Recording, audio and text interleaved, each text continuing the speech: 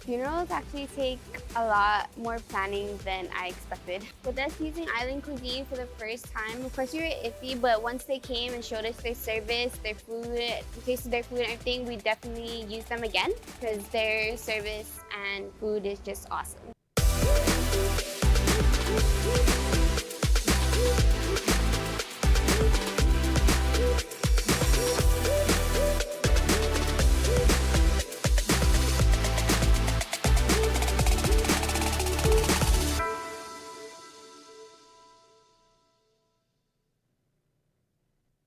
Today, this is Congressman Nicholas. The federal government is making $7 billion in small business disaster loans available for small businesses impacted by the coronavirus. If you would like more information, please contact our office at 671-475-6453 or our local Small Business Administration office at 671-472-7419. You can also email our office at michael.sanicholas@mail.house.gov. God bless you, and God bless Guam. This ad was paid for with official funds from the office of Congressman Michael F.Q. San Nicolas.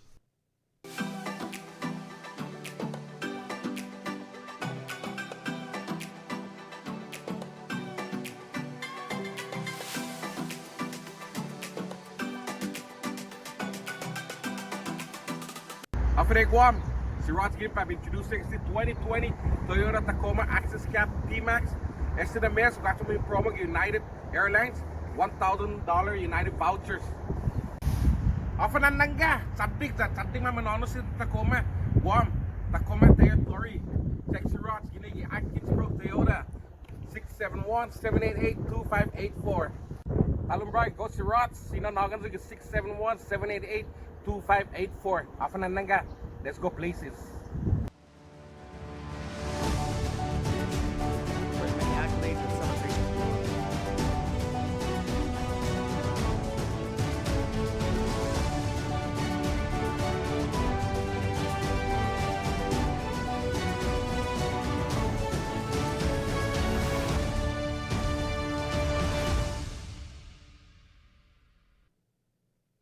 I'm Troy Torres. And I'm Johnny Rosario. Welcome to our studios here in Tumon, Guam before the, not a lockdown, what is it? Social isolation begins tomorrow at noon. Well, anyway, today is Thursday, March 19.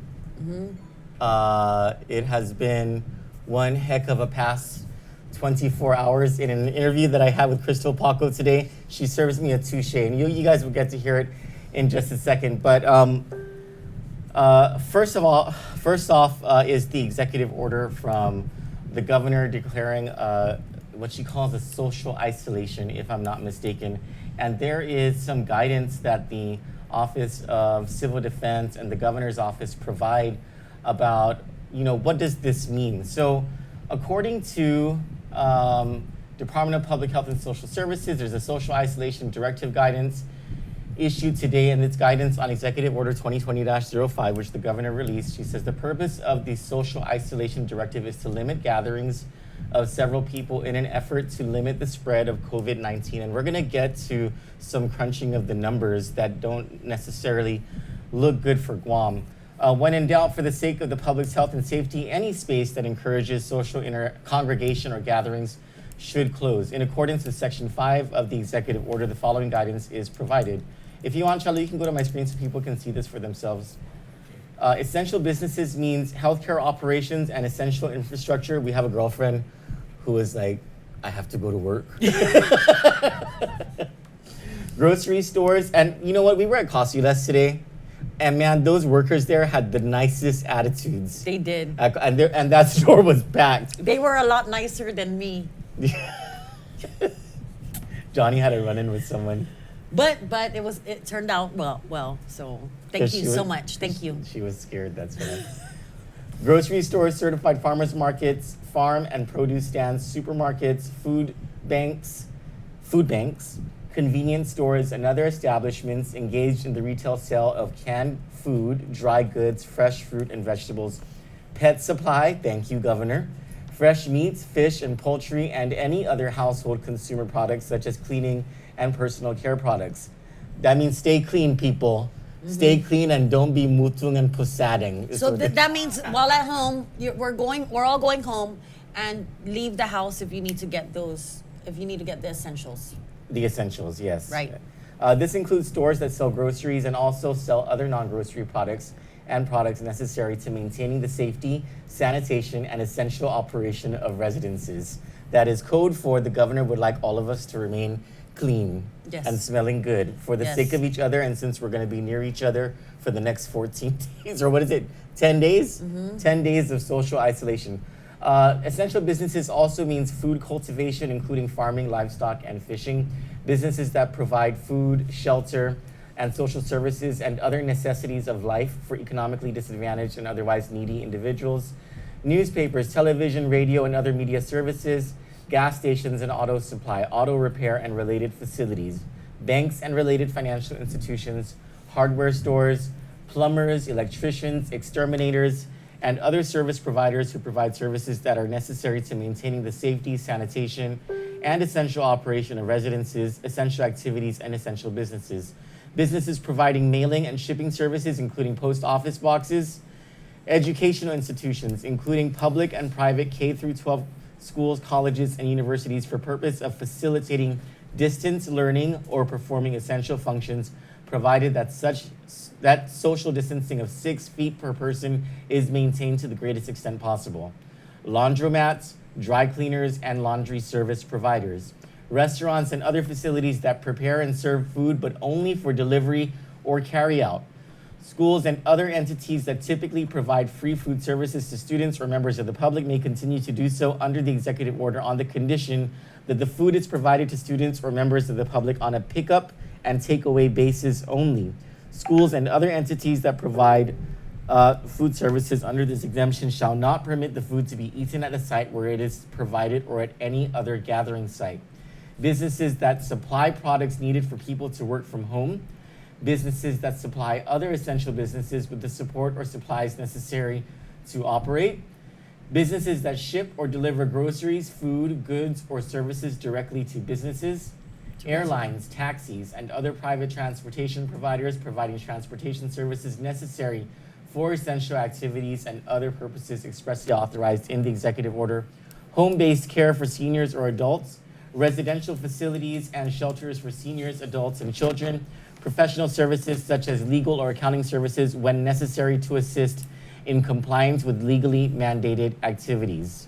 So that is the list of the businesses and activities that are considered essential businesses and are allowed to continue to operate after 12 noon tomorrow. Healthcare operations means, I think this is self-explanatory. Healthcare operations also includes veterinary care and all healthcare services provided to animals. Thank you, Governor. Healthcare operations does not include fitness and exercise gyms and similar facilities and daycare facilities. I think that is pretty self-explanatory as to the reason. Yes. Essential infrastructure includes but is not limited to public works construction of housing, in particular affordable housing or housing for people, for homelessness, airport operations, water, sewer, gas, electrical, oil refining, roads and highways, public transportation, solid waste collection and removal, internet and telecommunications systems, including the provision of essential global, national, and local infrastructure for computing services, business infrastructure, communications, and web-based services, provided that they carry out those services or that work in compliance with the social distancing directive in the previous executive order. Non-religious funeral services are permitted provided they are limited to immediate families. Oh, that's a big one. Hotels will be allowed to continue limited operations to allow their guests to stay in their facilities, but non-essential operations such as bars, ballrooms, fitness centers, and swimming pools are not permitted to operate. Places of worship are asked to cease public attendance at regular services and to limit funeral attendance to immediate family only. Vehicle rental businesses are permitted to operate, but they ain't operating because there's no tourists using them.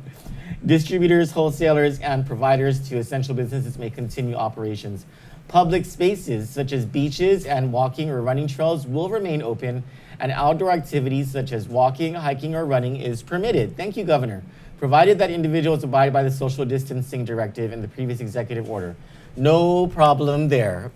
If I'm walking or running, I will be away from people. I'll be like, what's up? So, yesterday, I took it upon myself to go to the beach, and I came across some tourists from Japan. One party said that they got here Monday, another party said they got here Tuesday, which is weird because unless that they had a card that is DPHSS recognized that says that they have been cleared of COVID-19 for 72 hours prior to arriving on Guam, they were supposed to have been in quarantine. So obviously things have changed ever since then. Ever since yesterday, the governor has instituted these new orders, which includes the quarantine of people coming mandatory. Coming off from the planes, right? And we're told that it is no matter if it's tourists or returning residents. And so that did a couple of things. One, it opened up 2 hotels that are on Ipao Road. One is the Wyndham, the other is the Days Inn. I'm familiar with both accommodations. So is the governor of Saipan. And speaking of the governor of Saipan, Sorry, Troy, I just had to. Because those hotels have been taken over for use for the non-hospitalization, quarantine, or isolation of people coming off of these planes, right? And it's for 14 days. It's because the government is taking precautions. I guess finally, after a deluge of, I guess, pressure from the Guam legislature, from doctors, Congressman Mike Nicholas, and now almost 6,000 people on a petition. But in her address today, it was I. Well, I am trying not to be critical of the governor because I'm sure I've been involved in emergency operations response, right? I can be critical of her because I voted for her. I voted for her too. I'm sorry. I'm not. But it was Ray Tenorio or her. Come on. Would you guys rather have Ray Tenorio right now? That's a big fat. Anyway, so imagine the chaos, the chaos that we would be under right now. Ray Tenorio, my goodness. Choose Luliang Grill any day. So anyway, so because of that pressure that came from all these different quarters, the Democrats, her own party, they were like, hey, Governor, you got to lock down this island. All 10 Democrat senators, all 10 of them. They were like, Governor, you got to lock down this island. The congressman's like, Governor, please, for the sake of our people, lock down this island. The doctors, Dr. Shea, Dr. Akimoto, they were the pioneers in the whole, let's lock down this island because of the infectious curve. So finally, she did something that is similar to a lockdown. The governor's office is not calling it a lockdown, though, but she is transporting, the government of Guam is transporting people coming off of these flights over to the Wyndham and the Days Inn, as we are told. And one of the things, speaking of Saipan Governor Torres, the medical referral office and certain patients from CNMI's medical referral program on Guam were actively being relocated from the Wyndham where they were staying. And so, according to reports from people, this was happening so that to protect those patients from being infected in case anyone who is now at the Wyndham is infected. No one knows because there's an isolation or a quarantine happening with that right now. But we did get a video, and I think this has been going around social media. But this is apparently the mayhem that was being caused when people were coming off of the flights. I think from Manila, right? Yes. Early this morning. Can we go ahead and play that?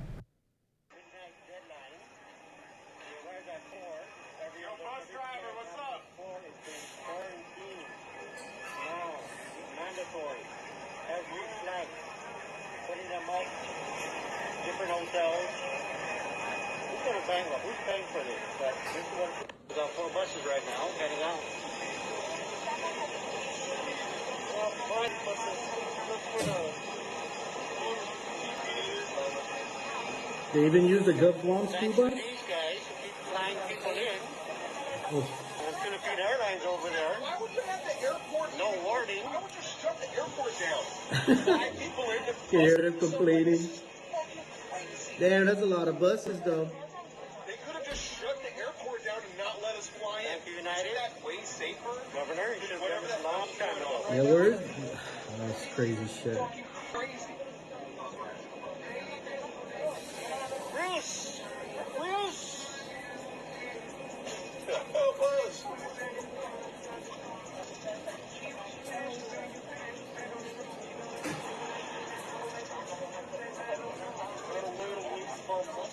Exactly. It's crazy. It's the worst possible decision and action that you take. Like, literally the worst one. Waste time, money, and resources. If they wanted to do this, they should have shut the airport down. Not accepted flights. Like, why let a bunch of Anyways, people get on? I don't know if it's what we're videotaping back here in the tarmac, but we're going to isolation for 14 days. Anyone flying in after midnight Wednesday is going into isolation, quarantine, 14 days. Where? They'll tell you. We're at Days Inn. Come by visit. Can't believe the days that. Drop me some goods, Barry. Shit to the days. Dude, I've never been to Never exactly. I've never been to we're Daisy. on, Don't worry, it's Ecolab. Disinfected. We're innocent people. every flight, and imagine that. Flights are still coming. They're going to do this to everybody. Who's going to pay for this? Where are they going to seize all these assets to put people up? So this is a very knee-jerk reaction and very poor planning. I'm sure it has to be done. It should have been done a long time ago. But anyways, it is what it is. You know, we can't let this thing go rampant on Guam. It's where, like it is everywhere else. But Oh my gosh. Shut it down.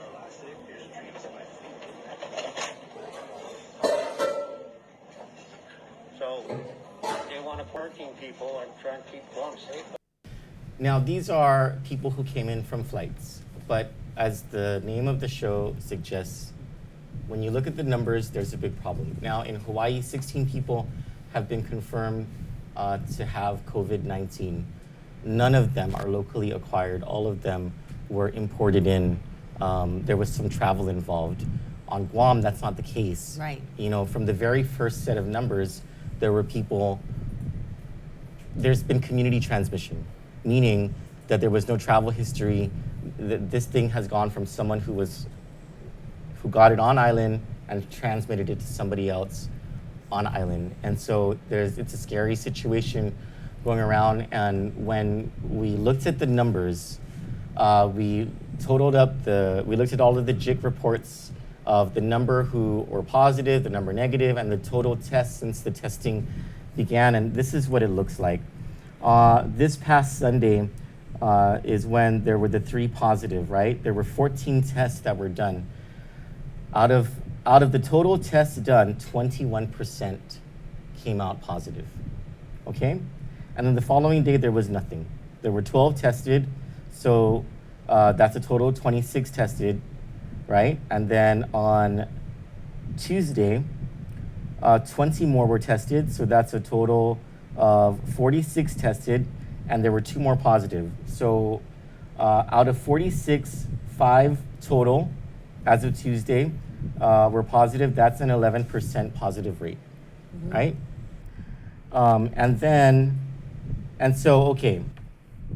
So from Sunday to Tuesday, the increase in positive cases was 67%, from 3 to 2.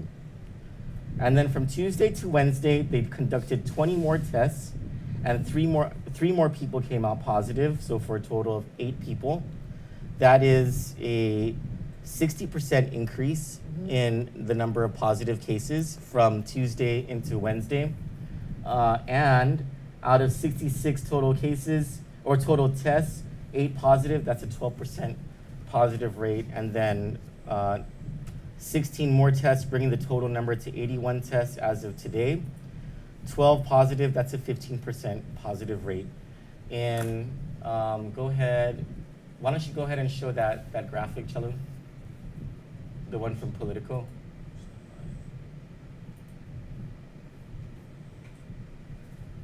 As of 6:40 a.m. Eastern Time today, Politico is showing that 82,571 tests were given in the nation.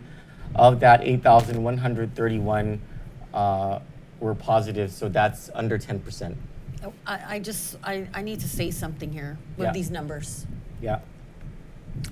That's not all the numbers, because Guam, as of yesterday at 7:45 p.m., which would make it on Atlanta time, would be, I believe, 4 to 5 o'clock a.m. Okay, Guam had a chance To to report. report the three positive cases yesterday, and they didn't. Yeah, it's still, if you look at it, go ahead and go to my screen. They're holding back information even with the CDC. If you see that, can you see Guam there on my screen? Wait, let me make this bigger. So this was updated today. Oh, now it's showing 8. Now it's showing 8. Just actually right before we were on the show, it was only showing 5. Well, how come? What's the gray? The grays, that 65 tested. So this was not updated so for the additional 4 that was just reported, and it won't be updated until 12 noon Atlanta time. But I want you guys have to look at this. Guam, with its population of 170,000 people, has more confirmed cases than Alaska, the state of Alaska, the state of North Dakota, and the state of West Virginia. Puerto Rico has over 1 million residents, and they have fewer COVID cases than we have. Granted, they've only tested 57. We've only tested 81, and out of that 81, 12 already are positive. That's a 15% positive rate. And as Dr. Shea and Dr. Akimoto have been saying, the numbers likely are larger if you test more people. And the fact that I think probably the greater consideration here is that the state of Hawaii has 16 cases and like 1.3 million people, or whatever their population is, and no community transmission. Guam already has community transmission, so it's not looking too good, I don't think. Yeah. Yeah. And of course, there's all this stuff going around social media about the conditions at Guam Memorial Hospital, where these people came from, what flights. We happen to know, well, in an interview that we did with Crystal Paco, you'll see there are some things that she answered, most things she did not answer, and I think the scary thing about the response from the government of Guam is that they are not willing to provide or do not have certain answers to some fundamental questions that the public should have answers to. And before we go to that interview, we did an interview with Robert Hoffman about 2 hours ago now. It was about 2 hours ago, and we confirmed with him that patient who visited a senior center, visited the Sinahanya Senior Center. The mayor was very quick to say it is not a Sinahanya resident, and the church that that resident went to after the senior center was not the Sinahanya church. We do not know what church it was. He just said it's not the Sinahanya church. Right, and when they asked for, when they approached the mayor, they didn't give the name of the person. They just gave him the dates that that they needed to know who was in the vicinity at the time, and the name of the people there attending. Desiree Santos says, "Hey Troy, I overheard that GMH is infected. Is that true? It was on Instagram from someone I know." Okay.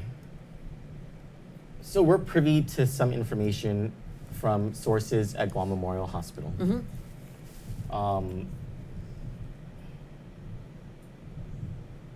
I don't know.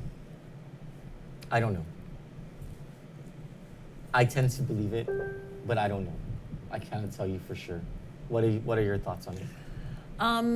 I have my own sources. And they're pretty reliable sources. Very reliable. Yeah. As far as the information, apparently we have to work with the government so it doesn't cause panic, but I'm waiting for the CDC numbers.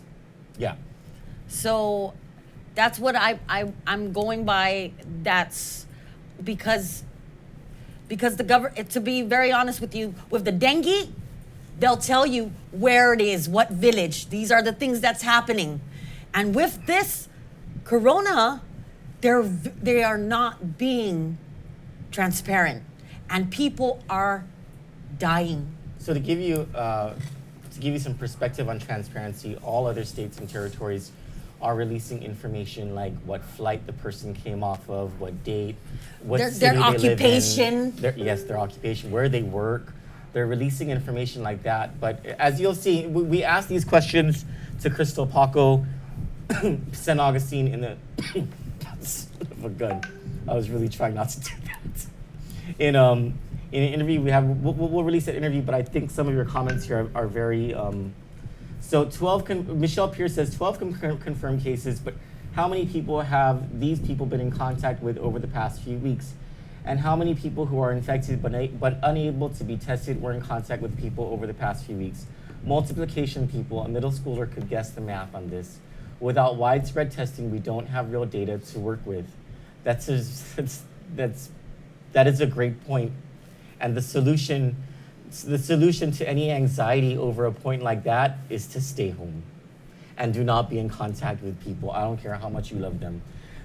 Because the selfless thing to do is to not come into contact, especially with the people you love, because you don't know if you're a whether carrier. You're a carrier. You might be a healthy person carrying something, and you just don't know. And the fact that the earliest contact was from a February 29 flight, that was a long time ago. Mm-hmm. Imagine how many people have been in contact with whomever.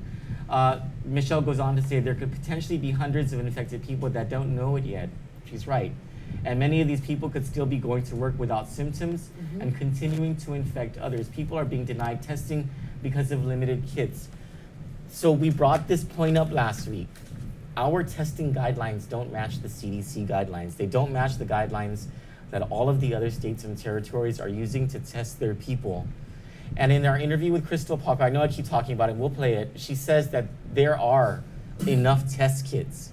So the number of test kits is not the issue. So they still don't answer why our guidelines for testing are more stringent than other guidelines, so that there are people, and we know some of these people, who have come into contact with people who've come into contact with confirmed COVID-19 cases. But because these people did not themselves come into direct contact with those COVID-19 cases, under Guam's guidelines, they cannot be tested, and they want to be tested. But everywhere else, you can get tested. Yes. Everywhere else. Yes. And Crystal's saying that there's enough test kits.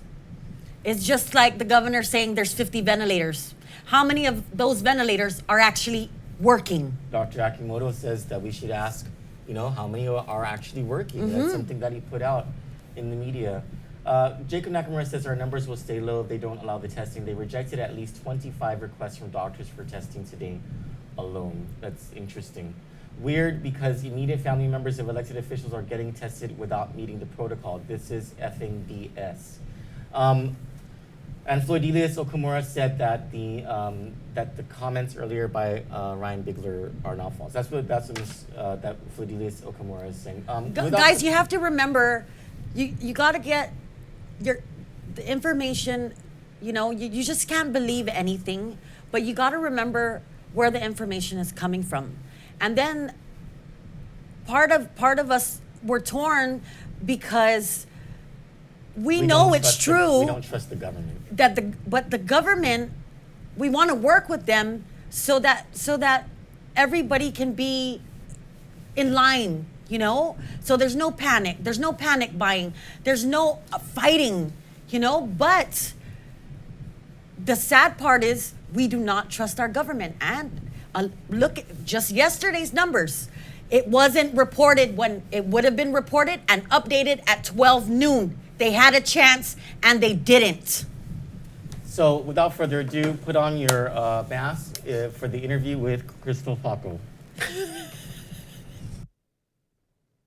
Okay, so I have some questions if you're able to answer any, and if you're not, if you're able to get back to me on the answers. Of course, the deal. I'll do my best. Thank you. So there are now at least 8 cases. How many confirmed arrived on the March 2 morning Philippine Airlines flight, and what is that flight number? The March, okay, I'm a little fuzzy here. So, March 2, that might have been listed in prior press release. Let me get back to you, but I definitely know that there was at least one. At least one, and that was in the second March batch, 2nd, right? because remember the first time we reported on the That was actually February 29, right? Yes, it was actually February 29th. Yes. We did further investigation. It was determined that the wrong date, the wrong travel date was Yes. provided to us. And But- so we went back and corrected ourselves from March 2nd to February 29th. Yes, understood. Later on, we reported that there was a travel on March 2nd. I have to get back to you on a flight number. Okay. I'm sorry, I don't work at customs or the airport, and I really don't want to work there right now. I know it must be chaos. And okay, how many arrived on the United Airlines flight 189 on March 2nd, who are part of the 8 confirmed cases? The March 2nd or the February 29th now? No, this would be the March 2nd flight 189. You know, the investigation is ongoing, Troy, so I gotta follow up. And just, you know, there's a lot of moving parts. And Understood. every day we wake up, and it's different, and we have to pivot, you know, bob and weave, as they call it, right? Yeah, So understood. this morning we woke up, and it's like a different direction from Trump, and new guidance to the CDC about what we should and we shouldn't be doing. So If you could get back to me on those answers, that would be great. of course. Are there any other flights that arrived with confirmed cases that has not been reported to the public yet? Of the 8. Of the eight, so Yeah. I haven't. The results are coming in later at night. As you saw last night, we provided our chick release like 14 or 15. Oh my gosh, we're there already. We reported it so late, I just wasn't able to get any information on those passengers if they had any travel history. Okay. I plan to conclude that in today's review. Okay. What is You the know, public health is scrambling around. They're doing the investigation. They're also doing Understood. the monitoring and the surveillance, and we're doing everything we can. Understood. Is staffing an issue? I know staffing is always an issue, but is it a It is, but particular issue? we're building up our capacity. I'm not sure if you saw earlier this week, we were able to activate almost 40, almost 50 school nurses to join our team to help Yes. with our efforts. And so that's great news. Yes. I understand that we're still in the preliminary stages of securing other doctors. You know, I know that the doctors have been very vocal about our response, but now they're really stepping up and they want to assist. So Understood. we're still in the preliminary stages of securing other healthcare providers. Okay. What is the condition of the current 8 patients with confirmed cases? Troy, I should ask you this question. Touche. You know what? I'm gonna take that one. But the question stands. You know what though, Crystal? I just gained so much more respect for you by saying that. So you know what? Good job. Thank you. Good to hear that from you, because if anyone understands what it's like here at the Joint Information Center, it's you. You and Moya are probably you should be the most sympathetic and most understanding of what the conditions are like right now. And Well, I'll tell you this. I don't envy the position you're in. There's an end in sight, but with the pandemic, we're not sure where the end is, you know. And again, it's a global threat. Dengue feels like training wheels compared to this. I'm here with Johnny. I asked Krista, I said, what's the condition of the current 8 patients with confirmed cases? She goes, man, Troy, I should ask you that question. All right, I said, touche. Okay, so Hi, Dottie. are they all hospitalized They're all in isolation. in the hospital or hospitals? I'm not I can't confirm that for you, but I will get back to you. As you know, there's a lot of moving parts. Every day it changes. Not sure how the patients are moving, but I'm positive they're all in isolation at this point. Okay, and if they're at GMH or GRMC or wherever, will they all be moved to the SNU? And if so, when? I will be dropping that shortly, coming soon. Thank you. What are their ages? The 8 patients.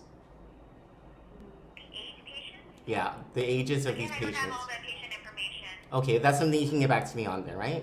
Okay, patient information. Okay. How many coronavirus? Without violating HIPAA laws, of course. Yeah, actually, I have a couple questions about that as well. But before that, how many coronavirus test kits did we originally get, and how many are left now? Well, we've always had an adequate supply of test kits. Are you able to give me a number? We've made, and I can't even tell you because it's an approximate number. Okay. So you get a box, and then you have to you run the test so many times. Again, I don't work in a lab, so I can't tell you a solid number. But I know I can tell you that we have an adequate number of tests at this time, and that we've made the ask, and that we are expecting more tests soon. And we're also exploring other options. You know, as other people in the region are doing other tests, the CDC guidance has kind of broadened our ability to accept other types of tests. So why are some doctors saying that there are not enough test kits, and that's why the testing guidelines are a little stringent? Because you guys are trying to preserve test kits. Well, the test kits, you know, should be focused to our most vulnerable, to those who are showing symptoms, and to our healthcare providers who may be treating these individuals. So we want to make sure we take care of them. They need it the most first. And when we do get a bigger supply, a larger batch, we definitely would like to open it up for more people. I guess COVID is a concern for all of us. You could have COVID. I could have COVID, right? Because it's asymptomatic. I don't want it. Yeah, but I don't want it, right? But you know, we never know. Well, Dr. Akimoto, Dr. Nguyen, I believe another doctor have been saying in the media that they have patients that are being turned away for testing even though that they're showing symptoms. Is this something that you guys are tracking and trying to figure out? I'm tracking that. Again, you saw our physician's alert. Our physician's alert has two categories: PUI, person under investigation. They basically check out for someone that should definitely be tested, and then we opted for a second category called a surveillance case. Okay. So our surveillance case is someone who may not meet all the symptoms, but we still want to go ahead and test them anyway. And you were able to test off Ireland as well, take that sample and send it to Hawaii or California. So for those individuals, we're working to make sure that we can send those off Ireland. What day are you expecting? What day are you expecting the next batch of the test kits to arrive, and how many will be arriving? Do you know? Coming soon. Okay. If we can get a more definitive answer on that in the future. Okay. Has Public Health and Homeland Security followed your own recently adopted protocols and guidelines for patients that can be tested or that can get tested? Repeat your question? Sorry, the other phone rang. It's okay. Have Public Health and Homeland Security followed your own recently adopted protocols and guidelines for patients that can get tested? I believe so. They are following the guidelines. Mm-hmm. Is there monitoring of that to make sure? The advisory council was made of doctors. Okay. We invited all the medical associations. The medical association was invited. The GMS was invited. Doctors from our hospitals, both hospitals were there. From public health, from our military. I was there at that meeting. I saw them. They vetted the information. They vetted the proposed physician's alert, and they all like, oh, that sounds good to me. Again, you know, we tread lightly, we tread carefully because everything changes. We're learning more about coronavirus every day, and all of us are suddenly experts. All of us suddenly I went to school for medicine, right? We're all like, I think myself I've become an SME on coronavirus. Well, you know, back in our day, we became SMEs on North Korean missile launches. So, yeah, Jenna was so, telling me so there's that. Because if there's anything comparable in the prior administrations, I'm not quite sure if there's anything as comparable to this. Well, this is definitely unprecedented. So we got the fluidity of things. We're doing our best. You know what it's like here. There are a lot of moving parts. So thank you, Troy, for your patience. And no problem. I'm going to get into the HIPAA questions now. Can you cite the privacy laws and the specific reference in HIPAA that prohibits you from releasing certain information? Because over the past few days, there has been a reluctance to release certain information, and some of the PIOs have been citing HIPAA, but this is information that we notice has been released by like the governor of Hawaii, the mayor of New York City, information like what towns and cities that these patients are from, what flight they got off of, what the date that they got off flights, things like that. And we've been running into, you know, HIPAA says we can't do this, HIPAA says we can't do that. So what are these HIPAA? So when I spoke with our legal counsel, I consulted with our legal counsel, it's mostly things that would really be able to tell you who these individuals are. And this one is small. Come on, Troy. Sure. So the minute you say something, you know, like people are able to narrow it down. And these are some of the issues we also have with the dengue. With dengue,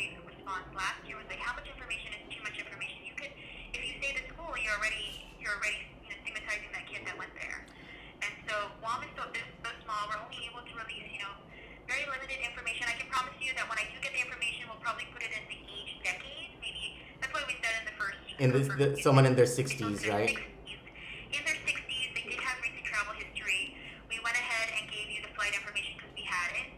As we get this information, we push it out. And again, the vetting process is a little time consuming, but I'd rather be right than first. So it's not that some of this information might be HIPAA prevented information. It might be that you just haven't vetted the information yet.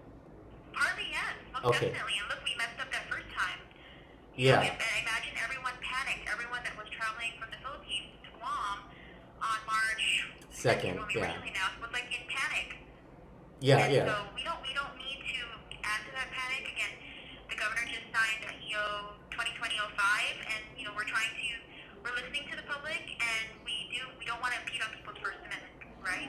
So I'm glad that you mentioned the dengue thing, because I'm sure that you realized that back then you guys did release the school and the village they lived in and all that stuff. We had to, though, because of the sprayings were necessary. Yes. Okay. Okay. Now, you brought up that the governor is listening to the public. The governor a couple of days ago or yesterday was not going to issue a lockdown as of that time, but then the legislature and the congressmen started to push her, and then there's a petition. I think some 6,000 people have signed it. Is all of that, basically the governor listening to the community and weighing all the options and saying, you know what, I think the community is right, we need to lock things down? Was that how Executive Order number 5 precipitated? No, we're not even calling it a lockdown. Okay, can you explain it then, what it is? Social isolation directive. Okay. Social isolation directive. So it's not a So lockdown. we're not telling people you have to stay in you could go and visit your mom. Okay. We had a question. You could go and visit your mom. You don't have to stay at your house. But we're trying to get people to stop movement because we know that the virus will spread through people and their movement. So we're trying to restrict that, and that's why you're seeing these travel restrictions for the incoming passengers, especially from the PI. So the social isolation directive is just so people can kind of stay still while we were able to contain and continue our investigations and track things. So EO 2020-05 lets you still go get takeout. It lets you, for our hotels can stay open because technically they're residences for those people that are occupying those hotels, unless they be, homeless without those residences. And so they're still able to continue with business, but on a much more a smaller scale. So as you can see from the interview, there was not a lot of answers. Wait, before you go on, I want to read. This was sent to us by a good friend of ours. Office for Civil Rights, U.S. Department of Health and Human Services, Bulletin, HIPAA privacy and novel coronavirus. This is available online, and this. I can't answer you. I'm online. Okay. Disclosures. It says here public health activities to a public health authority such as CDC or state, a local health department that is authorized by law to collect or receive such information for the purposes of preventing or controlling a disease. What is going on here? This pandemic that is happening does not apply. You're talking about the HIPAA things, right? Yes, it doesn't apply, and they have a duty to inform. It says here, a covered entity may share protected health information with a patient's family, members, relatives, friends, or other persons identified by the patient as involved in the patient's care. A covered entity also may share information about a patient as necessary to identify, locate, and notify family members, guardians, or anyone else responsible for the patient's care. But if you go down further, it says the covered entity should get verbal permission, but this doesn't apply. We don't need verbal permission from the patient when it's a pandemic. Wow. Okay? It also says Can you send this to the governor's disclosures legal counsel? to prevent a serious and imminent threat. Healthcare providers may share patient information with anyone as necessary to prevent or lessen a serious and imminent threat to the health and safety of persons or the public. Well, if someone can hand can that come off over that. to the governor's legal counsel, the one To the without- legal counsel one without the license. Yeah. If they can be made aware of that. Now, Jacob Nakamura has been commenting a whole lot about, and you heard it in our questions, about this March 2nd flight from Manila. March 2nd, March 9, February 29, whatever. Well, I want to talk about that difference between March 2nd and March 9. Earlier this week, Patty Arroyo erroneously talked about a flight from Manila. It was a March 9 flight carrying passengers from Guam who had come from a wedding. And she attributed one of the three or two of the three first cases to having come from That wedding. That wedding. Right. But that wasn't correct. Right. And the governor's office even put out the information that that contraction was from a February 29 flight. But there was another social gathering in Manila on a flight that arrived back on Guam on March 2nd, and it was full of people, men, who were at a golf tournament in Manila, participated in a golf tournament, and we have those names for you. Go ahead and post the roster of the people who went to Manila, and you'll see these names for yourselves. Out of these names, one of them is one of the confirmed patients. Mm-hmm.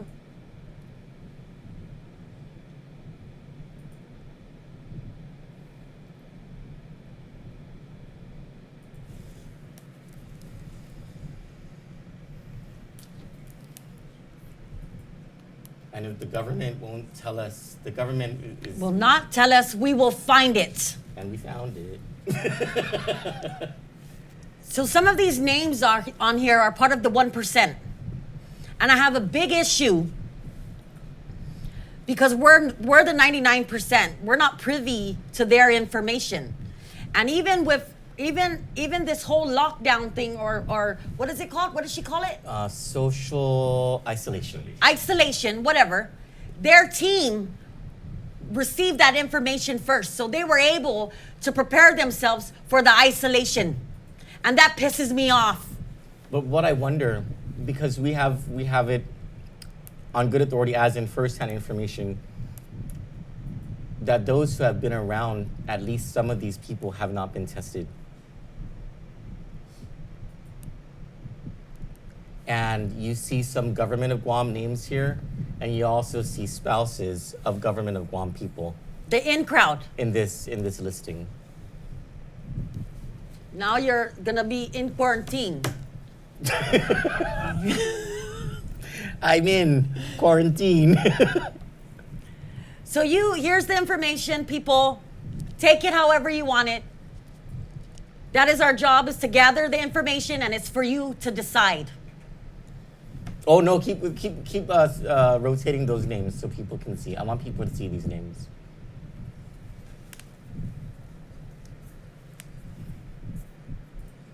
Now let's see if at noon, Atlanta time, let's see the numbers. Let's see if they're gonna be truthful about what's really going on here on our island. But can you imagine for a golf tournament? There's something that has to be said about, some sort of responsibility to the community. They're isolating or quarantining the ones coming off the flights. No, they don't mind telling about dengue, and it's in Swamp Road because what? Swamp Road lives don't matter? Right? Right? Why else? Why would they, on the dengue issue, because it's not part of their crew, they're allowed to give that information. I'm with you on that, Children. Amen. People, wake up. With you on that. Wake up. People are dying. And a lot of people are gonna die because they want to be hush-hush and change the guidelines under the CDC. Because what, Guam's special? Or because they're special? Now, it's not just the 1% who we have a problem with. We also have a problem with Saki Milanios during a time like this. Can we go ahead and play that video? It was from a family compound these guys in are Manila. going around the house and making sure that there's any spare parts inside your house that are up for grabs. These guys all the way from Didido and they're here in Manila, and they're asking if I want to have my car battery over here taken to them so that they can go and have some money. Okay? I actually pick up the trash here. You pick up the trash here? Yeah. Oh, so you work? What do you work for? Well, hey, where do you work at? I want to know, bro. Hey, cause that's not normal, dude. I appreciate you asking, but you know what? Hey, no, I understand, but you know what? Hey, this is a closed compound. There's a dead end over here. There's a dead end over here. Ajinan mo? Ajinan mo? What's your name? Okay, well, there's the license plate number. Hey, thanks for asking, but hey, don't come back over here, bro. Okay? You know, I know there's no perfect time for crime, but now would be the worst time for it. Jesus Christ, people. Pick a much better time to be selfish. My goodness. There are people, we're supposed to be at home. We're supposed to be tending to our families. And our for loved those of ones. you who have come in from the fight and you know that you came from a positive area, instead of being selfish and wanting to go to dinner with your family, you need to think about the other people out there that you're going to be infecting. Because apparently you don't care. You want to go, you come from wherever you came from, and then you want to go to dinner, you want to go shopping. Loman Puspat said they're selfish. They're very selfish. It's honest to God. What was the other thing that we had? There was another video. Oh, the Archbishop had a message, right? You know, I didn't even watch that message yet. I feel like such a bad Catholic. Can we hear from the Archbishop now? Good afternoon, brothers and sisters in Christ. The other day I got an email from a friend of mine, and her opening line was, Archbishop Burns, you have temporarily excommunicated all of us. She was teasing about that, but there's a reality to it, that we are, at present, hopefully for not a long time, we are being excommunicated from receiving Jesus in his body and blood. It's a tremendous poverty, and not a decision that we took lightly when it comes to this, but it seems necessary for the sake of charity and for the sake of life that we embrace this really stringent measure of canceling all our masses. At the same time, we know that Jesus is real. He's real all the time, and not only when we hold him in our hands. This is an opportunity for us to join with those who are seeking baptism, those who are coming into the faith, who have been hungry their whole life for the Eucharist and have never experienced it. We have that grace of knowing the sweetness and the beauty and the strength, the courage, the love that we find through the power of the Eucharist. We will get back to that. We will get back to our daily process, our daily opportunity to listen to the word of Christ and to receive him in our very bodies. So let's, in the meantime, offer spiritual communion. Remember that Jesus is our best friend and that we can communicate with him every time we pray.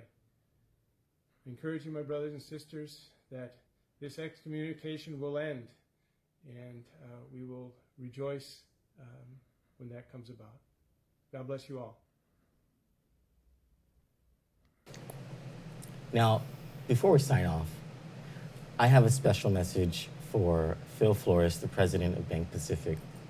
Phil, you should be more careful about the messages that you spread around, because I will assure you that of the two of us, I'm the one who's drug-free. For Kandit News, I'm Troy Torres. And I'm Johnny Rosario. Good night. Good night.